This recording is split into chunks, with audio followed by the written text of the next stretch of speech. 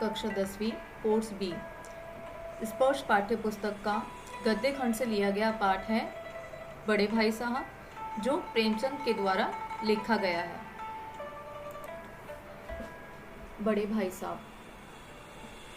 साहब की प्रवृत्ति क्या थी कि वे पढ़ाकू किस्म के बालक थे और इनका एक छोटा भाई था जो खेलकूद में व्यस्त रहता था। वो पढ़ाई लिखाई नहीं करता था, मतलब जिस तरीके से बड़े भाई साहब जो है बिल्कुल पढ़ाकू थे, पूरा दिन किताबों में लगे रहते थे, वैसे ही छोटा भाई जो है वो केवल खेलकूद में लगा रहता था और इम्तिहान के समय या बहुत कम पढ़ाई किया करता था। ठीक है, तो वाचन सहित व्याख्यान कर लेते हैं। मेरे भाई साहब मुझसे 5 साल बड़े, लेकिन केवल 3 दर्जे आगे, अर्थात दर्जे का अर्थ हो गया क्लास, कक्षा। ठीक है, तो यहाँ पे छोटा भाई बता रहे हैं, अर्थात लेखक ही छोटे भाई हैं, प्रेमचंद ही छोटे भाई हैं यहाँ पे, और प्रेमचंद ने अपने बड़े भाई के बारे में यहाँ बताया है। ठीक है, तो वे बताते हैं कि बड़े भाई साहब जो है वो मुझसे 5 साल बड़े हैं, लेकिन 3 दर्जे आगे, मतलब 5 साल अगर बड़े हैं तो हमसे 5 क्लास आगे ही होने चाहिए ना, परंतु लेखक बताते हैं कि नहीं, वो मेरे से केवल 3 दर्जे आगे हैं, अर्थात 3 क्लास ही आगे हैं केवल। ठीक है, उन्होंने भी उसी उम्र में पढ़ना शुरू किया था जब मैंने शुरू किया था। जिस उम्र में बालक को भेजा जाता है ना स्कूल में पढ़ने के लिए, वैसे ही लेखक बताते हैं कि भाई जिस उम्र में मैं गया था उसी उम्र में जो है बड़े भाई साहब गए थे। ठीक है, जब मैंने शुरू किया, लेकिन तालीम जैसे महत्व के मामले में जल्दबाजी के काम लेना नापसंद करते थे।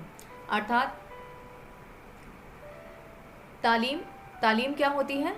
कक्षा। ठीक है, शिक्षा, विद्यालय में पढ़ाई जाने वाली जो शिक्षा होती है उसको तालीम कहते हैं। जैसे महत्व के मामले में वह जल्दबाजी से काम लेना पसंद ना करते थे। अर्थात अगर बात पढ़ाई की होती है तो बड़े भाई साहब की विशेषता बताते हुए लेखक बताते हैं कि भाई उनको पढ़ाई के मामले में ना जल्दबाजी बिल्कुल पसंद नहीं है। अगर शिक्षा की बात है तो जल्दबाजी उन्हें पसंद नहीं है।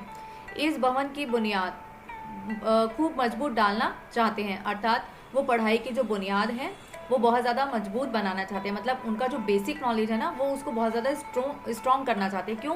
क्योंकि विद्यालय से ही हम जो है जो अपनी प्राथमिक शिक्षा हम विद्यालय से ही प्राप्त करते हैं। ठीक है, तो यहाँ पे लेखक बताते हैं कि भाई जो बड़े भाई साहब हैं उनका यही मानना था कि जो तालीम है, जो शिक्षा है, उसकी जो मजबूती है वो बहुत ज़्यादा मजबूत होनी चाहिए। ठीक है, बुनियाद अब हम जो बनेंगे वो अपनी शिक्षा के आधार पर तो बनेंगे और वो बुनियाद जो है वो मजबूत होनी चाहिए।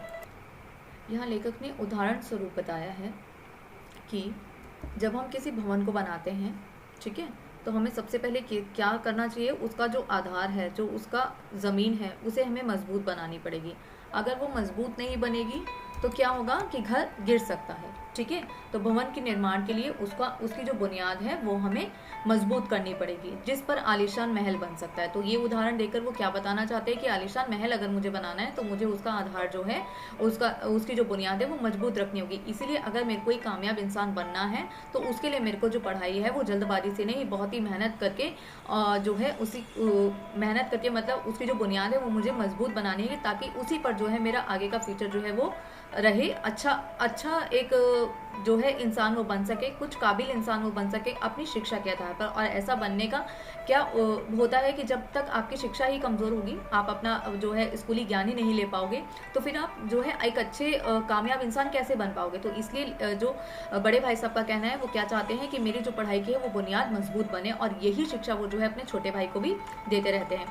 1 साल काम 2 साल में करते थे, अर्थात ये हास्य व्यंग्य शैली में लेखक ने बताया कि 1 साल का जो काम था वो 2 साल में करते थे। और ऐसे कारण करने के पीछे क्या मतलब था कि कभी कभी 3 साल भी लग जाते थे। बुनियाद पुख्ता ना हो तो मकान कैसे पायदार बने। अर्थात यहाँ पे सीधे रूप से लेखक जो है वो व्यंग्यात्मक शैली में बताते हैं कि भाई मेरे जो भाई साहब है वो क्योंकि भवन की निर्माण मजबूत बनाना चाहते थे, क्योंकि अपनी शिक्षा को मजबूत बनाना चाहते थे, इसलिए वो क्या करते थे, वो हर साल जो है एक ही कक्षा में 2-2, 3-3 साल अटक जाते थे। अब ये क्या है कि वो फेल हो जाया करते थे, और बड़े बनते हुए वो क्या उत्तर दे दिया करते थे कि भाई अगर मेरे को मजबूत और पढ़ाई में जो है मजबूती करनी है तो मेरे को उसी पढ़ाई को 2-2 बार करना पड़ेगा, 3-3 बार करना पड़ेगा। तो मतलब फेल होने पे वे कभी भी जो है ऐसा नहीं सोचते थे कि भाई मैं फेल हो गया हूँ या मुझे बुरा लगना चाहिए। नहीं, बुरा तो लगता ही अपने एक हद तक, परंतु उसके बाद क्योंकि छोटा भाई है, छोटे भाई को ये ना लगे कि बड़े भाई सब तो फेल हो गए, तो वो बड़ी बड़ी बातें जो है कहा करते थे, वो एक फिलोसोफर बन जाते थे। तो उस तरीके की बात में यहाँ पे लेखक ने बताया कि भाई मतलब इतनी मजबूत बुनियाद बनाने के चक्कर में बड़े भाई साहब क्या करते थे, 2-2 3-3 साल से एक ही कक्षा में पढ़े रहते थे। ठीक है, तभी यहाँ पे लेखक ने बताया कि वो मुझसे 5 साल बड़े हैं, परंतु तीन कक्षा ही वो मुझसे आगे हैं। और क्यों? क्योंकि बुनियाद ही पुख्ता ना हो तो मकान कैसे पायदार बने। बुनियाद को हमें मजबूत बनाना पड़ेगा, तभी तो जो है वो एक अच्छे जो है कामयाब इंसान बन पाएंगे आगे जाके। ठीक है, मैं छोटा था, वह बड़े थे। मेरी उम्र 9 साल की थी, वह 14 साल के थे। उन्होंने मेरी तंबीह और निगरानी का पूरा और जन्मसिद्ध अधिकार था। अब एक बड़ा भाई होता है ना, वो अपने छोटे भाई के लिए क्या है कि उसको तो एक जन्मसिद्ध अधिकार मिल चुका है। किस चीज़ का? मेरी तंबीह का। तंबीह का अर्थ होता है डांटना, फटकारना। ठीक है, और निगरानी का, बालक का पूरे तरीके से ध्यान रखना। तो वो बताते हैं कि भाई मेरा ध्यान रखना तो उनका एक जन्मसिद्ध अधिकार था, वो मुझ पर ध्यान रखा करते। अब कहानी में क्या होता है कि जो छोटा भाई है वो खेलकूद करता था, ठीक है, और ये पढ़ाकू बने रहते थे और फिर भी फेल हो जाते थे। तो छोटे भाई जो है ये व्यंग्य शैली में कह रहे हैं कि भाई मेरे को उनको सुनाना, मेरे को डांटना पीटना जो है और मेरे पर नजर रखना, ये उनका जन्मसिद्ध अधिकार था। और मेरी शालीनता इसी में थी कि उनके हुक्म को कानून समझूं। अर्थात मेरी शालीनता अर्थात मेरे लिए जो है ठीक केवल यही था, क्योंकि एक तो बड़ा है, हम बड़े से जुबान से नहीं चला सकते, तो बड़े की बात जो है वो चुपचाप से मान लेना ही मेरे लिए सही था। अर्थात हुक्म को कानून समझूं, उन्होंने जो कह दिया उसको कानून समझूं, मतलब कानून मान के मुझे वो कार्य करना पड़ेगा, और नहीं करूंगा तो मेरे को डांटेंगे, फटकारेंगे। ठीक है, मैं छोटा था, वह बड़े थे। वह स्वभाव में बड़े अध्ययनशील थे। स्वभाव में बड़े अध्ययनशील अर्थात चीज़ों को समझने में कुछ ज़्यादा ही समझदार। हर कदम किताब खोले बैठे रहते और शायद दिमाग को आराम देने के लिए कभी कॉपी पर किताब के हाशियों पर चिड़ियों, कुत्तों, बिल्लियों की तस्वीरें बनाया करते। मतलब अगर उनको देखो, कुछ होता है ना, जैसे कि बड़े ज़्यादा देखते ही पता चलता है कि वो बहुत अध्ययनशील है, वो बहुत ज़्यादा जो है, जैसे कुछ लोग स्पेक्स लगाते हैं तो ऐसा लगता है कि अरे वो तो बहुत ज़्यादा पढ़ाकू होगा। तो ऐसा स्वभाव जो है बड़े भाई साहब का देखने से लगता ही था। ठीक है, और वे कभी भी जैसे दिमाग को पूरा दिन किताबें खोले बैठ रहे थे, दिमाग के अंदर कुछ घुस नहीं रहा, तो फिर वो क्या करते थे, कई बार तो जो है किताबों पर क्या करते थे, दिमाग को आराम देने के लिए, कि बहुत देर हो गई पढ़ते पढ़ते, तो दिमाग को आराम देने के लिए हम क्या करते हैं, किताब के हाशिए पर, अर्थात जो हमारी पुस्तक होती है, ठीक है, उस पर साइड पे जो ये जगह दे रखी होती है ना, इसको हाशिया बोलते हैं। ठीक है, तो वो बताते हैं कि हाशिए पर वो क्या करते थे कि उस पर चिड़िया, कुत्ते, बिल्लियों की तस्वीरें बना दिया करते थे। मतलब बोर होते हुए हम भी कॉपी पे कुछ ना कुछ लिख देते, तो ऐसे ही वो बड़े भाई साहब की विशेषता बता रहे कि वो यहाँ पर जो है वो कुछ ना कुछ बना दिया करते थे। कभी कभी एक ही नाम का शब्द या वाक्य 10 बार लिख डालते, कभी शेर को बार बार सुंदर अक्षरों में नकल करते, कभी ऐसे शब्द रचना करते जिसमें ना कोई अर्थ होता, ना कोई सामंजस्य। अर्थात बस कुछ भी टाइम पास करने के लिए वो कुछ भी लिख दिया करते थे। कभी एक ही वाक्य को बार बार लिखना, एक ही जो है शायरी को जो है कई बार लिखना, एक ही शब्द को बार बार रिपीट करना, मतलब जिसका कोई जो है कोई तुक नहीं है करने का, इससे आपको कुछ नहीं मिल रहा, बस आपका टाइम पास हो रहा है। ठीक है, और ये सारा समाज से मतलब एक दूसरे से कोई भी जुड़ाव नहीं है उन सब चीज़ों का, जो भी चीज़ें कार्य जो है ये किताब के हाशियों पर जो ये बना रहे हैं, पर वो कर रहे हैं। क्यों? क्योंकि दिमाग को वो आराम पहुंचा रहे हैं। पर मैंने यह इबारत देखी, स्पेशल अमीना, भाइयों दरअसल भाई भाई, राधे श्याम, श्रीयुत राधे श्याम। 1 घंटे तक इसके बाद एक आदमी का चेहरा बना हुआ था। अर्थात लेखक बता रहे हैं कि उन्होंने जो है एक बार उनकी कॉपी देख ली, और देखने के बाद उन्होंने देखा कि भैया ने जो है ये सब चीज़ें जो है कॉपी के अंदर लिख रखी है। मैंने बहुत चेष्टा की कि इस पर पहेली का कोई अर्थ निकालूं।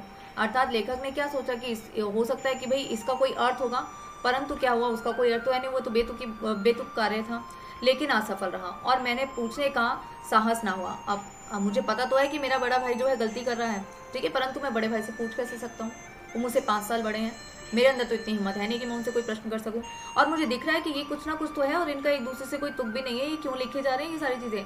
अब मैंने देख तो लिया, परंतु मैं पूछ नहीं सका, क्योंकि डर बहुत है, खौफ बहुत है बड़े भैया का, बड़े हैं ना मुझसे।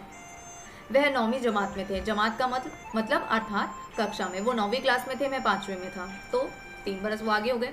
उनकी रचनाओं को समझना मेरे लिए छोटा मुंह बड़ी बात। अब वो कहते हैं कि भाई उन्होंने जो ये रचनाएं लिखी हैं इस किताब के ऊपर, कॉपी के हाशिए ऊपर, उनकी उस रचना को समझना भाई मेरे लिए तो बड़ी बात है, बहुत बड़ी बात है। क्यों? क्योंकि भाई मैं तो छोटा हूँ और उसको मैं समझ ही नहीं सकता, तो छोटा मुँह बड़ी बात हो जाएगी वो तो, क्योंकि मैं तो छोटा हूँ ना, मैं तो 5वीं क्लास में और वो तो 9वीं क्लास में है।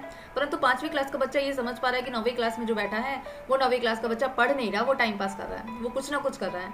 और बात वो ये लगा देते हैं कि भाई बुनियाद को अगर मजबूत बनाना है तो एक ही क्लास में 10-10 साल तक बैठे रहो, क्या फ़र्क पड़ता है। लेखक बता रहे हैं, मेरा जी पढ़ने में बिल्कुल ना लगता था। 1 घंटा भी किताब लेकर बैठना पहाड़ था। मौका पाते ही हॉस्टल से निकलकर मैदान में आ जाता और कभी कंकरियां उछालते, कभी कागज़ की तितलियां उड़ाता, और कहीं कोई साथी मिल गया तो पूछना ही क्या। अर्थात लेखक यहाँ पे बता रहे हैं कि बड़े भाई तो किताबों में लगे रहते थे, परंतु मेरा जो ध्यान है वो पढ़ाई में बिल्कुल भी नहीं लगता था। और मैं क्या करता था कि मैं जो है मौका पाते ही, मतलब भाई की नज़रों से बचकर मौका पाते ही मैं हॉस्टल से बाहर, और हॉस्टल से बाहर जाने के बाद क्या करते थे लेखक, कंकरियाँ उछालते थे। कंकरियाँ क्या होती हैं, छोटी छोटी कंकरियाँ होती है ना, पत्थर की, मिट्टी की सी गोल गोल सी, तो वो उनको उछालते, कभी कागज़ की तितलियाँ बनाते हैं, ठीक है। और अगर कोई साथी मिल गया तो फिर तो पूछना ही क्या, फिर तो भैया और मस्ती होगी, अच्छे से हम खेलेंगे कूदेंगे, ठीक है। हमें रोकने टोकने वाला कोई नहीं, क्योंकि भैया तो हॉस्टल में बैठे पढ़ाई कर रहे होंगे किताबों के बीच में, और मैं तो छुपके भागे आया हूँ। कभी 4 दीवारी पर चढ़कर नीचे कूद रहे हैं। अब 4 दीवारी पर अर्थात दीवार पर चढ़कर कूदना, बच्चों का उस समय यही खेल होता था। आज तो खैर हम लोग फ़ोन में लगे रहते हैं, परंतु उस समय जो है जो बच्चे जो हैं वो इसी तरीके से खेला करते थे, बाहर निकल जाओ धूप में, और जो है धूप इतनी ज़्यादा उस समय बच्चों को इतना प्रभावित नहीं करती थी, आज कुछ ज़्यादा ही करती है। परंतु उस समय बच्चे जो है ऐसी दीवारों पर चढ़ना, उछलना, कूदना, तितलियाँ बनाना कागज़ की, या फिर जो है पत्थरों को उछालना, ये सब चीज़ें खेला करते थे। पतंग उड़ाना बहुत ज़्यादा प्रिय होता था बच्चों का उस समय का खेल। कभी फाटक पर सवार उसे आगे पीछे चलाते हुए मोटर कार का आनंद उठाना। अब यहाँ पे फाटक क्या है, फाटक है एक दरवाज़ा, अर्थात दरवाजे के ऊपर लटक कर वो क्या करते थे, मोटर कार समझ के उसका आनंद लेते थे। मतलब सोचते थे कि हम किसी मोटर कार में बैठे हैं, मोटर कार मतलब किसी गाड़ी के अंदर हम लोग बैठे हैं और उसकी सवारी का आनंद ले रहे हैं। आजकल तो सभी मोटर कार में बैठे थे, परंतु उस समय तो नहीं हुआ करती थी ना सबके पास। तो लेखक यहाँ पे बताते हैं कि भाई मैं तो जो है हॉस्टल से मौका पाते बाहर निकलता था और मैं ये सब कार्य कर रहा था। तो एक दरवाजे के ऊपर अटक जाते थे, लटक जाते थे, और फिर उसके ऊपर क्या है, ऐसा समझते थे हम खुद को कि हमें किसी मोटर कार पे हैं, और उस पे झूलने का जो है वो आनंद लिया करते थे। लेकिन कमरे में आते ही भाई साहब का एक रुद्र रूप देखकर प्राण सूख जाते थे। रुद्र रूप अर्थात गुस्सैल रूप उनका, राक्षसी रूप उनका जो है, क्रोध वाला रूप देखकर जो है हम सहम जाते थे, ठीक है। क्यों सहम जाते थे वो, उनके प्राण क्यों सूख जाते थे, क्योंकि भाई मैं तो बैठ के पढ़ रहा हूँ और तू बाहर जाके खेल रहा है, अब लगाता हूँ तेरी शामत। तो इस तरीके का बड़े भाई का जो स्वभाव था वो क्या होता था कि हमेशा ही जब जैसे ही लेकर घर पहुंचते थे बड़े भैया जो है तैयार रहते थे उसको डांटने के लिए। उनका पहला सवाल यह होता, कहाँ थे। हमेशा यही सवाल इसी ध्वनि में हमेशा पूछा जाता था, और इसका जवाब मेरे पास केवल था मौन। अर्थात अब बड़े भाई ने प्रश्न किया है, मुझे पता है मेरी गलती है, तो मैं तो चुप ही रहूँगा ना। तो ऐसे ही लेखक बताते हैं कि बड़े भाई साहब हमेशा मेरे से एक ही प्रश्न करते थे कि मैं कहाँ था, ठीक है, कहाँ थे। और फिर उसके बाद जो है हमेशा इस गुस्सैल में केवल एक ही प्रश्न पूछते थे। वो अपने भाई की पूरी रग रग से वाकिफ है, एक एक शब्द उन्हें अच्छे से याद है कि अब वो आगे क्या पूछने वाले हैं। तो हॉस्टल में पहुंचते उनसे यह सब प्रश्न हो जाता है। और लेखक बताते हैं कि भाई मेरे पास कोई जवाब तो होता ही नहीं था, क्योंकि गलती तो मैंने की थी, मैं हॉस्टल के बाहर चला गया था, मैंने पढ़ाई नहीं करी थी, इसलिए मेरे को जो है ऐसे मौन खड़े रहना था। और वैसे भी वो मेरे बड़े भाई हैं, मैं उन्हें जवाब तो दे ही नहीं सकता ना, इसलिए वो मौन रहा करते थे। ना जाने मेरे मुंह से क्या बात, यह बात क्यों ना निकलती कि ज़रा बाहर खेल रहा था। अब लेखक बताते हैं कि ना जाने क्यों, मतलब डर इतना ज़्यादा था बड़े भाई का कि मैं चाहकर भी नहीं कभी बोल पाता था कि ज़रा मैं बाहर खेल रहा था। मतलब खेल रहा था तो क्यों खेलते, क्योंकि पता है कि भाई मेरे को बड़े भाई का स्वभाव तो पता ही है, वो तो मुझे आके डांट देंगे, मार देंगे कि भाई मैं तो पढ़ रहा हूँ, बैठ के देख, मैं 9वीं जमात में हूँ, मैं तो पढ़ रहा हूँ और तू जाके खेल रहा है। तो इस तरीके की बहुत सारी बातें होती थी, और डर के मारे जो है लेखक कभी कुछ बोल ही नहीं पाए कि मैं केवल खेलने के लिए गया था बाहर। तो लेखक ने कभी नहीं बन पड़ा। मेरा मौन कह देता है कि मुझे अपना अपराध स्वीकार है। हर व्यक्ति अगर चुप है, मौन है, तो उसका अर्थ यही निकलता है कि हाँ, मैंने अपना जो मेरा अपराध है वो मैंने स्वीकार कर लिया है, मेरे से गलती हो गई है। तो लेखक भी यही बताते हैं कि भाई मैं चुप रहता था, और यही बात थी कि हाँ भाई मैंने मेरा अपराध स्वीकार लिया। खेलना भी एक अपराध है, ठीक है। और भाई साहब के लिए उनके सिवा कोई और इलाज ना था कि स्नेह और रोष से मिले हुए शब्दों से मेरा सत्कार करें। स्नेह और रोष भरे अर्थात यही उनका प्रेम है और यही उनका क्रोध है, ठीक है। और इसी तरीके से वो जो है मेरा सत्कार करते थे, अर्थात मेरी देखभाल करते थे। इस तरह अंग्रेजी पढ़ोगे, अब किस तरीके का सत्कार जो है, अब ये लेक्चर शुरू हो गया, बड़े भाई साहब का पूरा वाक्य जो है अच्छे से बताया गया है। इस तरह अंग्रेजी पढ़ोगे तो जिंदगी भर पढ़ते रहोगे। यह हर्फ ना आएगा, एक हर्फ ना आएगा। अब यहाँ हर्फ का अर्थ होता है अक्षर, एक भी अक्षर ना आएगा। अंग्रेजी पढ़ना कोई हंसी खेल नहीं है कि जो चाहे पढ़ ले, नहीं नहीं ऐरा गैरा नत्थु खैरा, सभी अंग्रेजी के विद्वान हो जाते। अब लेखक क्या बताते हैं कि भाई बड़े भाई साहब लेक्चर में मुझे बता रहे हैं कि अंग्रेजी पढ़ना कोई बहुत छोटी बात नहीं है, बहुत बड़ी बात है। अगर इस तरीके से तुम खेलते कूदते रहोगे तो तुमको एक भी अक्षर अंग्रेजी का नहीं आएगा, ठीक है। और अंग्रेजी पढ़ना कोई ऐरा गैरा नत्थु गैरा नहीं, बहुत ही विद्वान व्यक्ति ही अंग्रेजी को पढ़ सकता है।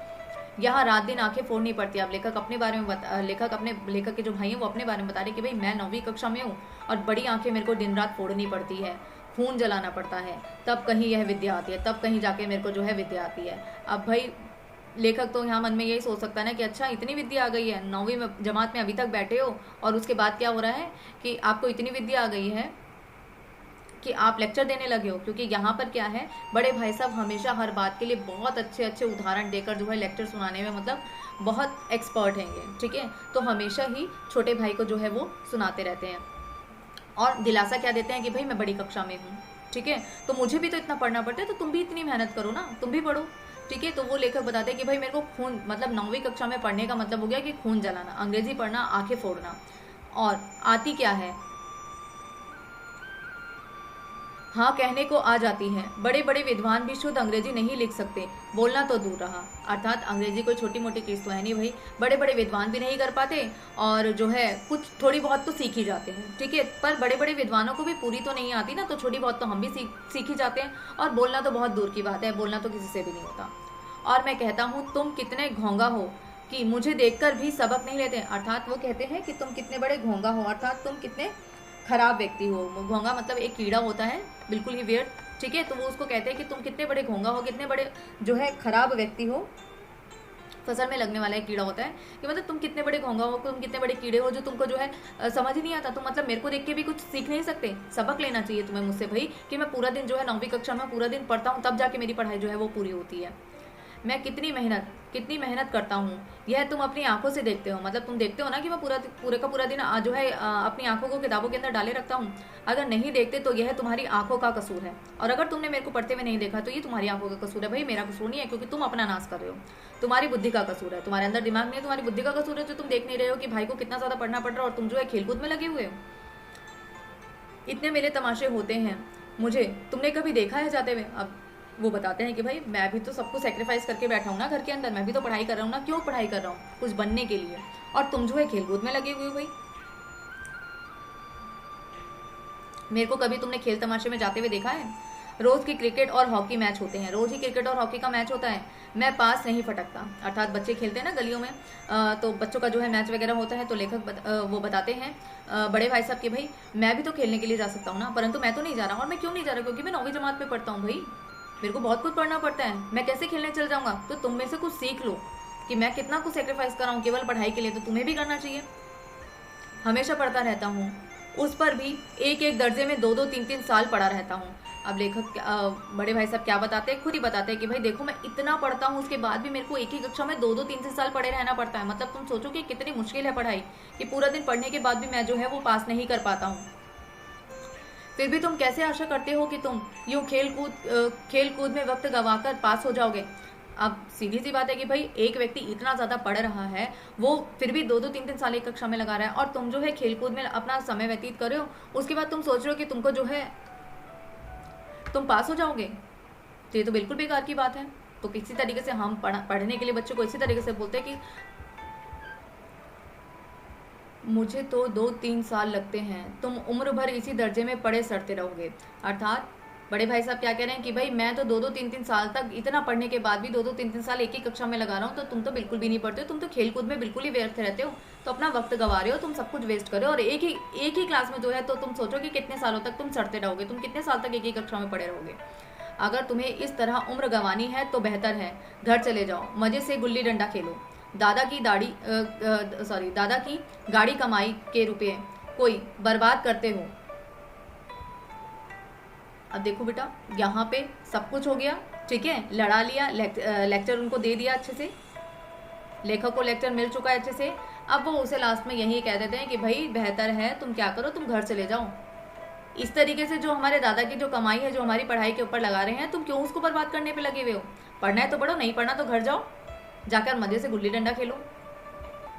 मैं यह लताड़ सुनकर आंसू बहाने लगता। अर्थात इस तरीके से अगर कोई भी लेक्चर किसी भी 5वीं क्लास के बच्चे को इतनी बड़ी बड़ी बातें सुनाएगा, ठीक है, छोटी सी उम्र में, तो बच्चा तो रोने लगेगा, और वैसे भी बड़ा भाई है, कुछ भी कह देगा बच्चा रोने ही लगेगा। तो यहाँ पर जो है लेखक बताते हैं कि भाई मैं रोता हुआ सा आंसू बहाने लगता हूँ। जवाब ही क्या था, अपराध तो मैंने किया था, लड़ाता कौन सहे, लताड़ कौन सहे। अर्थात भाई साहब उपदेश की कला में निपुण थे। अर्थात भाई साहब पढ़ने लिखने में तो जीरो थे। एक तरीके से लेखक यही बता रहे हैं कि भाई वो पढ़ने लिखने में तो जीरो थे, परंतु उपदेश देने की जहाँ पे बात आती है उनमें तो उन्होंने महारत हासिल कर रखी थी, वो बिल्कुल निपुण थे, महात्मा थे। मतलब उपदेश देने में जो है उन्होंने कोई महारत हासिल कर रखी थी। ऐसी ऐसी लगती बातें कहते, ऐसी ऐसी सुक्ति बाण चलाते कि मेरे जिगर के टुकड़े टुकड़े हो जाते और हिम्मत टूट जाती। मतलब इतनी गहरी चुभने वाली बातें वो बोला करते थे कि उनके हृदय के छोटे से, एक छोटा सा बच्चा ही तो है 5वीं क्लास में, ठीक है, उसके बच्चे के मन के जो है टुकड़े टुकड़े वो कर डालते थे। इतनी गहरी बातें वो जो है बोल के जाते थे, सीधा मन में जाके चुभा करती थी। इस तरह जान तोड़कर मेहनत करने की शक्ति मैं अपने में ना पाता था, और उस निराशा में जरा देर के लिए मैं सोचने लगता क्यों ना घर चला जाऊं। अर्थात लेखक यहाँ पे बताते हैं कि भाई पढ़ने लिखने वाला इतना तो मैं नहीं हूँ, और इतनी लताड़ सुनता हूँ, और उसके बाद भी मेरा मन जो है पढ़ने को बिल्कुल नहीं करता था। तो फिर मैं तो मन में यही सोचता था कि क्यों ना मैं घर ही चला जाता हूँ, यहाँ पर तो मेरा कुछ नहीं बनना, क्योंकि रोज़ तो भाई मेरे को लताड़ा जाता है, रोज़ मेरे को बड़े भाई जो है डांट देते हैं, और पढ़ाई में मेरा मन नहीं लगता, तो मैं क्या करूँ। इससे बेहतर तो यही है कि मैं घर चला जाता हूँ। मतलब इतनी लताड़ सुनने के बाद मैं निराश तो होता हूँ, परंतु पढ़ने को तो मेरा बिल्कुल भी जी नहीं है। मतलब उससे बुरी बात तो मेरे लिए पढ़ाई है, तो और मेरे को खेलना कूदना ही है, तो फिर इससे बेहतर है मैं घर ही चला जाता हूँ। एटलीस्ट रोज मुझको यहाँ की लताड़ तो नहीं सुननी पड़ेगी। जो काम मेरे बूते के बाहर है, मेरे बूते से बाहर है। अब मेरे बूते से मतलब मेरे बस के बाहर वाला काम हो गया, क्योंकि मैं घर भी नहीं जा सकता, क्योंकि बड़ा भाई तो इतनी मेहनत कर रहा है, ठीक है, वो तो 3-3 4-4 साल तक एक ही क्लास में बैठा है, इतनी मेहनत कर रहा है, वो पूरा दिन पढ़ रहा है, और मैं खेल कूद के चक्कर में घर वापस चल जाऊँ, मैं ऐसा कैसे कर सकता हूँ। उसमें हाथ डालकर क्यों अपनी ज़िंदगी खराब करूँ। अर्थात जो काम मेरे बूते के बाहर है, उस काम के अंदर मैं हाथ डाल के क्यों अपनी ज़िंदगी खराब करूँ। मतलब ये तो और ज़्यादा मूर्खता वाली बात हो जाएगी, ठीक है, मत कि मैं वापस घर आ गया हूँ। मुझे अपना मूर्ख रहना मंजूर था, लेकिन उतनी मेहनत से मुझे जो तो चक्कर आ जाता था। अब मैं मूर्ख हूँ, मेरे बड़े भाई साहब मुझे मूर्ख समझते हैं तो समझते रहे, मैं मूर्ख बनकर तो बिल्कुल ठीक हूँ, ठीक है, मुझे मंजूर है कि आप मुझे मूर्ख समझो, परंतु इतनी मेहनत जितनी बड़े भाई साहब फालतू की मेहनत करें, इतनी मेहनत तो भाई मैं ज़िंदगी में नहीं कर सकता। मेरे हिसाब से तो मैं इतनी मेहनत बिल्कुल नहीं कर सकता। लेकिन घंटे 2 घंटे के बाद निराशा के बादल फट जाते, और मैं इरादा करता कि आगे से खूब। अब घंटे 2 घंटे के बाद क्या होता है, कई बार बाल मन तो होता ही ऐसा है ना, अभी मेरा इस काम में मन लग रहा है, थोड़े ही पल में मेरा इस काम में मन नहीं लगेगा। तो ऐसे ही लेखक बताते हैं कि भाई थोड़ी देर बाद, घंटे 2 घंटे बाद मेरा जो है खूब मन होता कि भाई अब मैं आगे से जो है क्या करूँगा। एक इरादा मैंने पक्का कर लिया कि मैं अब आगे से खूब पढ़ूंगा, परंतु पढ़ने वाला ही पढ़ सकता है, ना पढ़ने वाला नहीं पढ़ सकता। चटपट एक टाइम टेबल बना डाला। अब ना पढ़ने वाले बालक का टाइम वेस्ट करने का पहला काम क्या होता है कि टाइम टेबल बना लेना, ठीक है। टाइम टेबल बना के पहले मैंने टाइम वेस्ट तो कर दिया, इतनी देर में मैं कुछ पढ़ सकता, कुछ देख सकता, इतनी देर में मैंने टाइम टेबल बना के पहला टाइम अपना वेस्ट करा। चटपट एक टाइम टेबल बना डाला, ठीक है, और बिना पहले से नक्शा बनाए कोई स्कीम तैयार किए काम कैसे शुरू करूं। आप बताओ, किसी काम को शुरू करने के लिए एक स्कीम तो बनानी पड़ेगी, एक नक्शा तो बनाना पड़ेगा ना, नक्शा अर्थात टाइम टेबल। तो उसके लिए मैंने जो है स्कीम तैयार कर दी, मतलब मैंने उस कार्य को तैयार करने के लिए शुरू कर दिया। क्या मेरे को एक काम शुरू करना है, उससे पहले मेरे को प्लानिंग करनी पड़ेगी, तो मैंने प्लानिंग करने के लिए टाइम टेबल बना डाला। टाइम टेबल में खेल कूद की मद बिल्कुल उड़ जाती है। अब जब मैंने टाइम टेबल बनाया, ठीक है, तो खेलकूद की मस्ती की जो समय था, ठीक है, जो नशा था, वो बिल्कुल ही उड़ जाता है। अब टाइम टेबल तो मैंने बनाया, परंतु टाइम टेबल में खेलकूद को कोई स्थान नहीं दिया। प्रातःकाल अब टाइम टेबल बताया जाता है कि क्या टाइम टेबल बनाया गया है। प्रातःकाल 6 बजे उठना है, हाथ मुँह धो नाश्ता कर पढ़ने बैठ जाना है। मतलब सुबह 6 बजे उठते ही मैंने सबसे पहले क्या करना है, नहाना धोना है, हाथ धोने, और पहला मेरा सबसे ज़रूरी काम क्या है, पेट पूजा के बाद मेरे को किताब पूजा करनी है, मेरे को किताबें खोलकर बैठनी है। 6 से 8 तक अंग्रेज़ी। अब 6 से 8 तक मतलब 2 घंटे बच्चा क्या पढ़ेगा, अंग्रेज़ी। 8 से 9 तक हिसाब मतलब गणित, मैथमेटिक्स। तो अब मैंने टाइम टेबल बना लिया, मैंने सबसे पहले अंग्रेज़ी विषय पढ़ना है 8 से 9 अर्थात 1 घंटा मेरे पास हो गया। उसमें मैं गणित पढ़ूंगा। सबसे मुश्किल पार्ट मेरे लिए कौन सा है? अंग्रेजी का पार्ट है, ठीक है। मेरे को अंग्रेजी पढ़नी, तो इसलिए अंग्रेजी को मैंने 2 घंटे दिए हैं और बाकी को 1 घंटा दिया है। 9 से 9:30 तक इतिहास, फिर भोजन और स्कूल। मतलब ये 3 सब्जेक्ट मेरे को पढ़ने हैं। एक अंग्रेजी पढ़ना है मुझे, और एक गणित पढ़ना है, और एक इतिहास पढ़ना है, ठीक है। तो 9 से 9:30, मतलब इतिहास को इतना ज़्यादा टाइम देने की जरूरत नहीं, तो मैंने केवल आधा घंटा इतिहास के लिए रख दिया। और फिर मैं क्या करूँगा, फिर मैं भोजन करके स्कूल चला जाऊँगा। ये दोपहर का स्कूल होता था उस समय, ठीक है। लड़कों का जो स्कूल था वो दोपहर के समय का होता था। 3:30 बजे स्कूल से वापस होकर आधा घंटा आराम। 4 से 5 भूगोल। अब दूसरा सब्जेक्ट आ गया। अब 4 से 5 हमने भूगोल पढ़ा, 1 घंटे के लिए मैंने और भूगोल को दे दिया। 5 से 6 तक ग्रामर। अब ग्रामर पढ़ी जाएगी, जो भी अंग्रेजी का ही विषय माना जाएगा।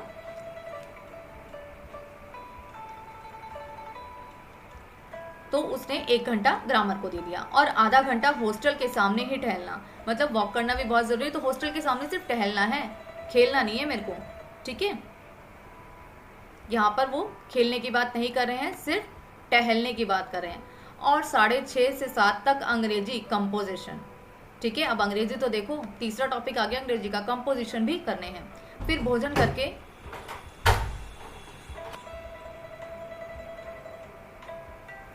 फिर भोजन करके 8 से 9 तक अनुवाद अर्थात ट्रांसलेशन। 9 से 10 तक हिंदी, 10 से 11 तक विविध विषय, और फिर विश्राम। मतलब फिर रात को मैं अंततः, मतलब मैंने पूरे दिन का एक टाइम टेबल बना दिया, जिसमें मैंने सारे के सारे विषय डाल दिए। अपना खाने पीने का टाइम रख दिया, अपने टहलने का टाइम रख दिया, पर मैंने खेलने को एक स्थान नहीं दिया। क्यों? क्योंकि मैंने भाई बड़े भाई का लेक्चर सुन लिया। अब वो बात तो मेरे दिल पे लग गई है, ठीक है। वो बताते कि मैं कोशिश जरूर करता था, लेखक कह रहे हैं कि ऐसा नहीं है कि मैं बिल्कुल नहीं सोचता था उस बारे में जो बड़े भाई साहब मुझे कहते थे। मैं कोशिश तो भरपूर करता था, पर मेरे से होगा ही नहीं है, मुझे पता है। पर फिर भी उनके इतना कहने के बाद भी मैंने क्या किया है, एक टाइम टेबल तो तैयार अपना कर ही लिया है। तो एक टाइम टेबल जो है उनका तैयार हो जाता है। अब तैयार ही तो हुआ है, पढ़ाई तो अभी अलग बात है। मगर टाइम टेबल बना लेना एक बात है, और उस पर अमल करना दूसरी बात, ठीक है। यही बात मैं आपको कह रही थी कि भाई टाइम टेबल बना तो कोई भी लेगा, परंतु उस टाइम टेबल के आधार पे चलेगा कौन, उसको मानेगा कौन, ठीक है। अमल करना अर्थात मानना, उसको मानना एक अलग बात होती है और बनाना एक अलग बात होती है। पहले ही दिन उसकी अवहेलना शुरू हो जाती है। मतलब पहले दिन टाइम टेबल तो मैंने बड़ी मस्ती से बना लिया, परंतु मैं जो है उस टाइम टेबल को फॉलो नहीं कर सकता। क्यों? क्योंकि भाई मैं तो मस्त आदमी हूँ, मैं तो खेलने कूदने के लिए पैदा हुआ, मैं कोई पढ़ाई के लिए पैदा हुआ, मैं कोई बड़ा भाई साहब थोड़ी हूँ जो पूरा दिन बैठ के पढ़ लूंगा। इसलिए वो क्या करते हैं, पहले दिन उसकी अवहेलना कर देते हैं, अर्थात उसको जो है व्यवहार में लाते ही नहीं है, ठीक है, उसका पालन नहीं करते हैं। मैदान की वह सुखद हरियाली, मतलब खेलकूद वाला व्यक्ति बच्चा है ना वो, तो वो क्या कर रहा है, मैदान की ग्राउंड की खुली हरियाली, सुखद हरियाली जो उसको एक सुख प्रदान करी है। हवा के हल्के हल्के झोंके, फुटबॉल की वह उछल कूद, कबड्डी के वह दांव घात, वॉलीबॉल की वह तेजी और फुर्ती मुझे अज्ञात और अनिवार्य रूप से खींच ले जाती है। अर्थात बच्चा है भाई, पढ़ाई खोल के नहीं बैठ सकता, किताबें खोल के, वो उसको क्या करना, उसको खेलना ही है। अब देखो यहाँ पे किताबों के लिए तो उसने इतना अच्छा कुछ नहीं सोचा, परंतु यहाँ पे उसको ठंडी ठंडी हवाएं लग रही हैं, फुटबॉल के झोंके, खेल कूद, उसको ध्यान आ रहा है, तो कहता है कि भाई ये सब चीज़ें तो मेरे को अपने पास जो है एक अज्ञात और अनिवार्य, मतलब बिल्कुल ही कोई बिना किसी उद्देश्य के, प्रयोजन के, मुझे वो चीज़ें जो हैं अनायास ही अपनी ओर जो है खींच लेती है, तो मैं उनकी तरफ खींचता चला जाता हूँ। और वहाँ जाते ही मैं सब कुछ भूल जाता हूँ। वहाँ जाते ही मैं भूल गया कि मैंने एक टाइम टेबल बनाया था और मुझे उसको फॉलो करना है। तो ये सब चीज़ें तो उसे पहले से ही पता था कि मेरे से होगी नहीं, परंतु फिर भी मैंने उदास होकर थोड़ा सा बना भी लिया टाइम टेबल, तो क्या हुआ, आ गया ना मैं वापस खेलने के लिए। वह जानलेवा टाइम टेबल, हाय आँख फोड़ पुस्तकें, किसी की याद ना रहती, और भाई साहब तो नसीहत और फजीहत का अवसर मिल जाता। अर्थात अब मैंने टाइम टेबल बना लिया, किताबें मैं खोलता नहीं हूँ, और मेरे से जो है नहीं होगा ये सब, मैं आंखें नहीं फोड़ सकता किताबों के अंदर, और इसलिए क्या करता हूँ, मैं तो खेल कूद में जाके सब कुछ भूल जाता हूँ। परंतु उनकी नसीहत, ठीक है, वो जो भी मुझे बता रहे हैं, जो मुझे नसीहत दे रहे हैं, सलाह दे रहे हैं वो, और अजीहत का होता है अपमान। अब उनकी जो है नसीहत भी मुझे देंगे, वो मुझे सलाह भी देंगे और मेरा अपमान भी करेंगे, क्योंकि मैंने उनको दे दिया अवसर दोबारा से। मैंने टाइम टेबल बना के अपना काम नहीं किया, मैं पढ़ने नहीं गया, मैं खेलकूद में ही लगा रहा। मैं उनके साए से भागता, मतलब उनके साए से भागा कि अगर उनकी नज़र पड़ गई ना, तो फिर मेरे को 2 घंटे का लेक्चर सुना देंगे। उनकी आंखों से दूर रहने की चेष्टा करता, मतलब मैं खुद ही प्रयास करता था कि मैं उनकी आंखों से जो है दूर ही रहूँ, उनके हाथ ही ना हो। कमरे में इस तरह दबे पाँव आता कि उन्हें खबर ना हो। उनकी नज़र मेरी ओर उठी और मेरे प्राण निकले। मतलब इतना डर लगता था मुझे उनसे कि भाई मैं इतना धीरे धीरे चलता था, इतना दबे पाँव से आता था कमरे में कि उन्हें बिल्कुल एहसास ना हो कि मैं आ गया हूँ। परंतु क्या होता है कि जैसे ही उनकी नज़र पड़ेगी और मेरे प्राण निकल जाएंगे, तो इस डर से मैं धीरे धीरे चलता था। परंतु क्या होता है, हमेशा सिर पर एक नंगी तलवार सी लटकती मालूम होती। हमेशा मतलब इतना डर होता था, और एक नंगी तलवार सर पे लटके मतलब मेरा गला काट ही देगी। तो ऐसा ही जो है बालक को लगता था कि भाई मेरे बड़े भाई साहब जो है तलवार लेके खड़े हैं और अभी मेरा लेक्चर देना शुरू कर देंगे, अभी मुझे सुनाना शुरू कर देंगे। एक छोटा सा बच्चा 2 बात नहीं सुन सकता, वो तो इतना बड़ा बड़ा लेक्चर सुन रहे हैं। फिर भी जैसे मौत और विपत्ति के बीच में आदमी मोह और माया के बंधन से जकड़ा रहता है। अब मौत तो मुझे मिलेगी मिलेगी, मुसीबतें तो मुझे मिलेगी मिलेगी, परंतु फिर भी मैं क्या है, मोह और माया के बीच में फंसा ही रहता है। मोह क्या है, उसको खेल कूद का, ठीक है, और उसके लिए माया क्या है, वही खेल कूद है। तो मोह माया दोनों ही चीज़ उसको नहीं दोनों ही चीज़ें वो एक साथ तो नहीं कर सकता, ठीक है। या तो वो खेल ही ज़्यादा सकता है या वो पढ़ाई ज़्यादा कर सकता है। उसने किसको चुन रखा है, खेल को, और पढ़ाई क्या है, वो उसकी मजबूरी है, पर वो मजबूरी में भी नहीं करता। तो कहता है कि मोह माया के जो बंधन है उसमें मैं जकड़ा ही रहता हूँ। मैं फटकार और घुड़कियाँ खाकर भी खेल कूद का तिरस्कार ना कर सकता था। मैं फटकार खाता हूँ, मतलब बड़े भाई साहब मुझे बहुत ज़्यादा फटकारते हैं। घुड़कियाँ अर्थात धमकी भरी डांट, घुड़किया का अर्थ होता है धमकी भरी डांटों से भी मैं नहीं डरता, उनकी इतनी फटकार से मेरे को कोई फर्क नहीं पड़ता, क्योंकि मैं खेल कूद का तो तिरस्कार बिल्कुल नहीं कर सकता। मतलब मेरे को सुनना मंजूर है, परंतु खेल कूद के साथ मैं तलाक ले लूँ, ऐसा नहीं हो सकता। खेल कूद तो मेरे लिए सबसे पहले है। मैं पढ़ाई के लिए खेल कूद को नहीं छोड़ सकता। सीधी सी बात यहाँ पे जो है बालक ने कह दी है। पाठ का जो है दूसरा अंश बनाया जाएगा, वो आप दूसरे अंश में पढ़िएगा।